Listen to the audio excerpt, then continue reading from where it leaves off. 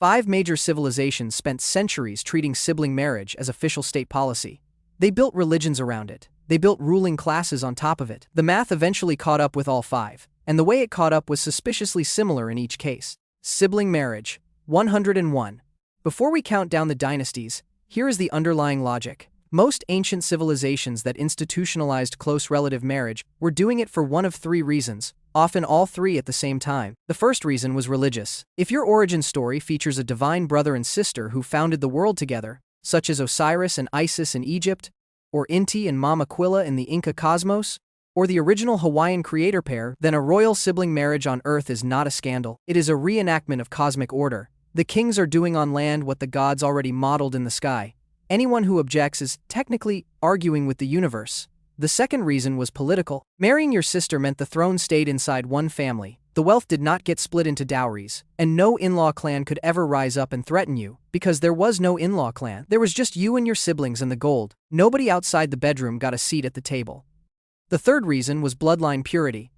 If your right to rule comes from descent from gods, you do not want to dilute that descent with merely human ancestry. A sibling has the same divine pedigree as you. A foreigner has none. Bring in an outside princess, and you weaken the lineage. Marry your sister and the math still works. These 3 reasons reinforced each other. Once a culture committed to one, the other 2 tended to show up to keep it company. Then the children started showing up too, and the trouble began. Recessive genetic disorders, infertility, infant mortality, jaw deformities. The same predictable list, century after century, on continents that had never heard of each other and could not have copied the homework. What follows are the 5 worst offenders. We will start with the one you have already heard of, and then move into the 4 you probably have not.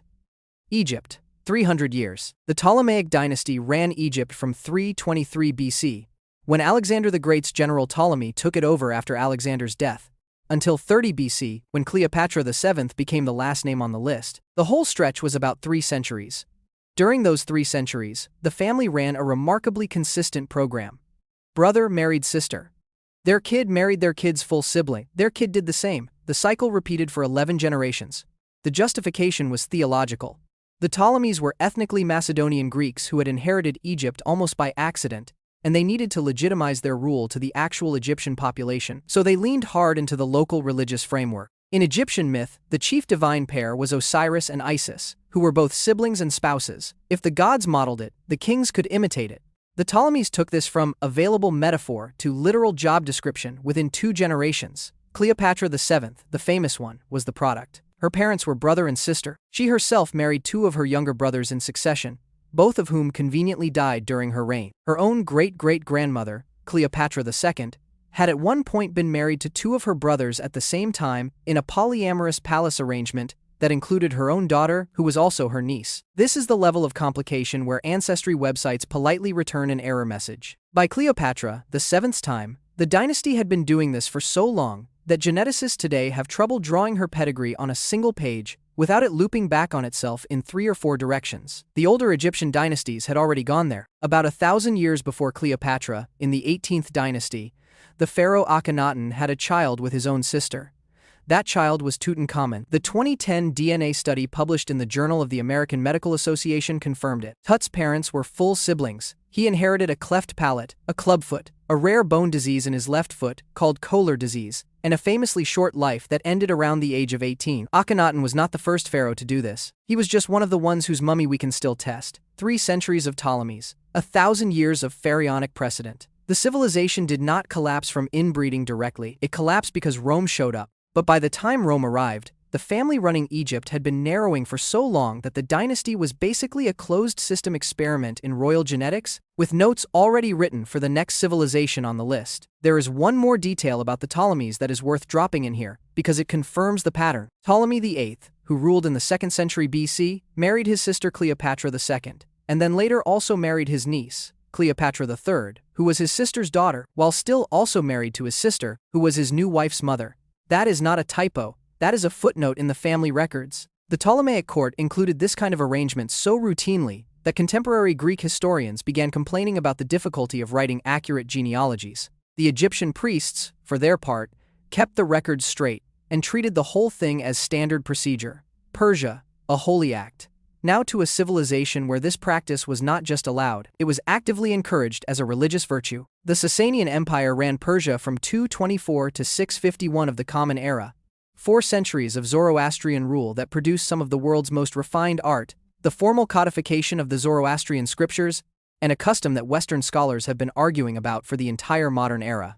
The custom was called ex-widoda, which translates roughly as next of kin marriage.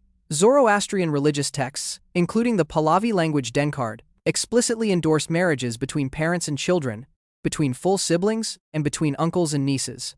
The theological logic was that next of kin marriage strengthened the bloodline against the influence of evil spirits. Marrying close kept your essential nature undiluted by foreign or demonic blood. Marrying outside the family was, in this framework, religiously sloppy. The Sasanian royals practiced what they preached. Shah Bahram II, who ruled in the late 200s, married his sister Shapurduktak. Other shahs followed the same pattern. The high priests of the Zoroastrian fire temples praised them for it in inscriptions. The custom was not hidden or shameful. It was performed publicly as a sign of religious commitment, the way other cultures might endow a temple or fund a pilgrimage. This was not even unique to the Sasanians. The Achaemenid Persian Empire that came before them, the one Alexander the Great defeated, had already gone there in extravagant fashion 2 centuries earlier. Cambyses II, son of Cyrus the Great, married not one but 2 of his sisters, Atassa and Roxana, in what Herodotus describes with the tone of a Greek historian very much pretending not to be impressed. Artaxerxes II married 2 of his own daughters and was, by the standards of his era, considered well within the norm. The Greek historians who wrote about this were scandalized in a sniffy Mediterranean way, but Persian sources treat it as policy. The reversal, when it came, was abrupt. The Islamic conquest of Persia, completed by the year 651, made ex-widoda haram, religiously forbidden, with effectively no transition period. One generation of Persian aristocrats grew up celebrating a sibling marriage as the most pious thing a royal could do. Their grandchildren grew up understanding it as a serious offense.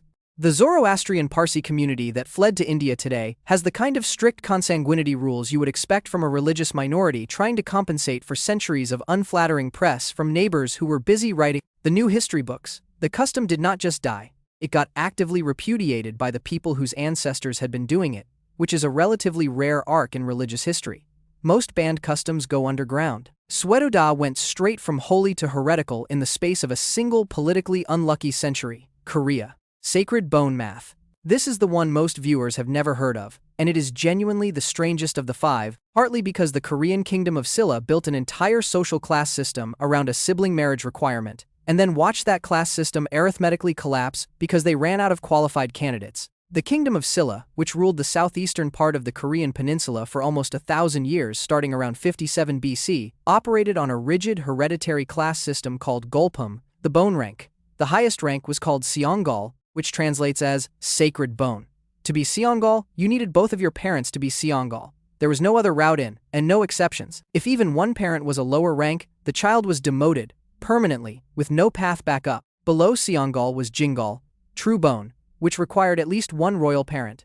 Below Jingal were 6 head ranks. The system was strict and the enforcement was total. Only Seongal-ranked individuals could become monarch of Silla. Jingal could hold high office, but the throne itself was reserved for the sacred bones. Lower ranks were locked out of state power entirely.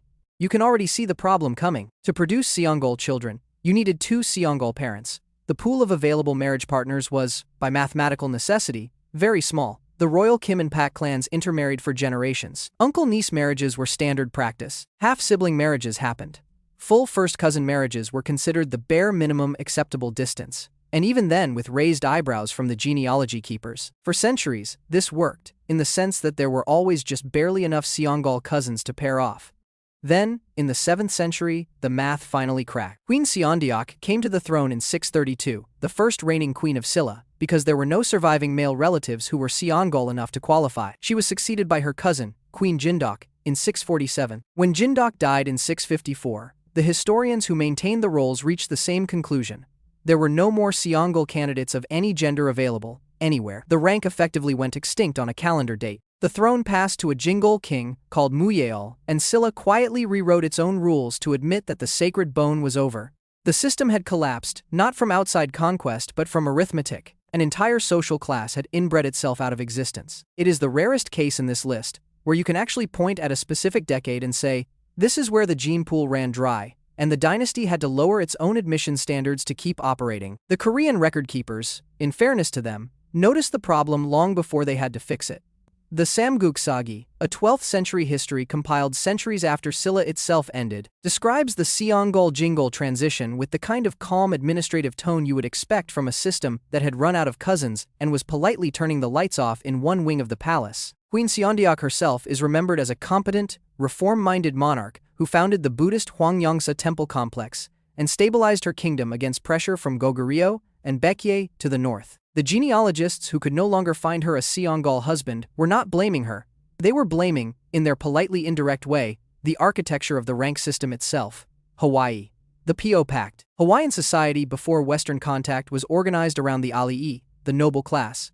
And the Ali'i were ranked by a complicated genealogical system in which mana, sacred power, was understood to be concentrated through marriage choices. The single highest rank, called Po, was reserved for the children of two full siblings of the very top Ali'i lineage. Po children outranked everyone, including their own parents, because they carried mana from both sides of the highest possible bloodline. The system was deliberate. A Po child was so spiritually elevated that commoners were required to fall face down on the ground when she or he passed by.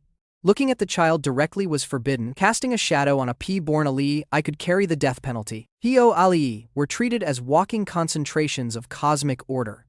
Their existence depended on a marriage that, in almost any other society on Earth, would have been the worst possible scandal. In Hawaii, it was the highest possible compliment. Below Po was Naha, another high rank produced from sibling unions, though slightly less concentrated.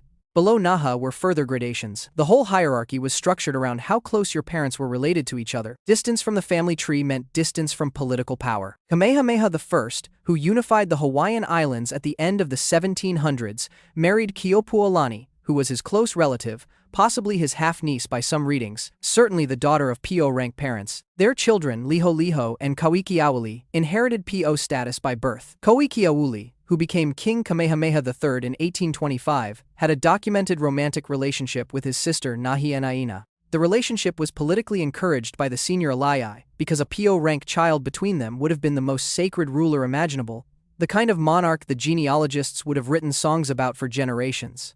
Christian missionaries, who had arrived in the Hawaiian Islands by then, were considerably less enthusiastic. They campaigned against the union for years, and eventually succeeded in pulling the siblings apart. Nahianaina married a different Ali'i man in 1836, then gave birth to a child who was widely understood to have been her brother's. The child did not survive. Nahianaina did not survive either. She died at the age of 21. That detail tends to upset modern audiences, and it should. But it should also be noted that the Hawaiian framework around Po was not a secret kink. It was the state religion. The system collapsed within a generation of Western contact, not because Hawaiians stopped believing in mana, but because the social and political infrastructure that maintained the ranks dissolved under colonial pressure. The bones of it survive in genealogical chants that descendants still recite today, the Inca sun couple. The Inca Empire, which controlled most of the western coast of South America from about 1438 to 1533, was officially run by a divine couple. The Sapa Inca, the emperor, was required to marry his full sister, called the Koya. Together they were understood as the earthly mirror of the divine pair Inti, the sun god, and Mamaquilla, the moon goddess, who were themselves siblings and spouses in Inca cosmology. The pattern is so consistent across the 5 cases on this list that you start to suspect the original myth was traveling, except it could not have been. These cultures developed in total isolation from each other. The Sapa Inca had many secondary wives. He produced children by all of them, sometimes dozens of children, but only the children he had with the Koya were considered legitimate heirs to the throne, because only those children carried the doubled-up divine pedigree. The Sapa Inca's job was, in a real sense, to maintain that pedigree intact and unbroken. Everything else was decoration. The most famous Sapa Inca was Huayna Capac, who died around 1525 of a disease that had arrived from Europe before any Europeans physically had, smallpox. It killed him, killed his designated heir, and killed a substantial portion of the Inca elite, who had no resistance to a pathogen they had never met. The empire pivoted into a succession crisis. 2 of his sons, Huascar and Atahualpa, both technically eligible by birth, both half-siblings to each other through different mothers, fought a civil war over who would rule next. While they were doing that, in 1532, a Spanish conquistador named Francisco Pizarro arrived on the Pacific coast with 168 men, a few horses, and gunpowder. Atahualpa won the civil war. Pizarro captured him within a year, and game overed him in 1533. The empire fell. The standard reading of this collapse is that it was caused by disease, weapons, and political timing. All of that is true, but the deeper political problem was that the Inca succession system depended on a very small pool of sibling pair-produced heirs, and when the top of that system died of smallpox simultaneously, there was no backup. The dynasty's commitment to keeping the bloodline pure had also kept it brittle. The son couple model could not handle a shock from outside the system, and it never got to find out whether it could have handled one from inside. The cosmology made the practice almost impossible to question while the empire was running. Inca theology, as recorded by Spanish chroniclers, including Garcilaso de la Vega in the early 1600s, framed the Sapa Inca and his Coya not as a romantic couple, but as the necessary mirror of Inti and Mamaquilla, who were holding the cosmos in place by the same logic. A Sapa Inca who married outside his sister would have been, in this framework, breaking the cosmic mirror. A child born of that broken mirror could not be considered fully divine, which meant the empire's right to rule the Andes was no longer underwritten. Marrying his sister was, in the priestly version of events, less a personal preference and more a structural engineering decision. The fact that the engineering decision had quiet genetic consequences was, until 1525, somebody else's problem. Same story, 5 times. Step back from the 5 cases, and the pattern is repetitive in a way that is almost embarrassing. Egypt, Persia, Korea, Hawaii, and the Andes. 5 civilizations on 4 continents, separated by oceans and millennia, none of them in communication with the others until very late, all of them arriving at the same answer to the same question. The question was, how do you legitimize a ruling family in a culture that justifies authority through descent from gods? The answer they all reached was, you marry your siblings, because that protects the lineage from dilution. The justifications use slightly different words. Egyptian theology cited Isis and Osiris. Persian Zoroastrianism cited spiritual purity. Korean nobility cited the bone rank. Hawaiian Ali'i cited mana. Inca priests cited Inti and Mamaquilla, but the structural answer underneath all of those vocabularies was identical, and so were the consequences. The consequences were the second-half rhyme. Recessive genetic disorders that would normally be rare started appearing in royal nurseries every generation. Infertility crises that forced rulers to either sideline their official heirs or pretend everything was fine until the day someone had to be selected from outside the family. Stillbirths that nobody recorded in the official histories. Physical traits that hardened across generations into recognizable royal markers.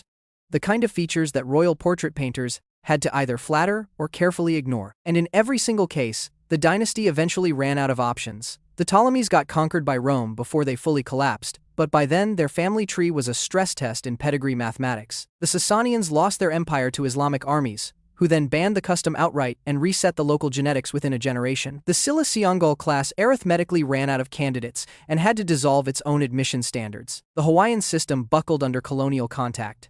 The Inca dynasty failed under the combined load of disease, civil war, and Spanish conquest. The 5 cultures had different gods, different languages, different colors of stone in their temples, different ideas about heaven and the afterlife. They reached the same biological dead end by following the same religious logic. If your right to rule is divine, dilution feels threatening, so you concentrate. And then you concentrate again, and eventually, the concentration produces a king who cannot conceive an heir, or who can but produces a child who cannot live through their second decade, what the math still costs.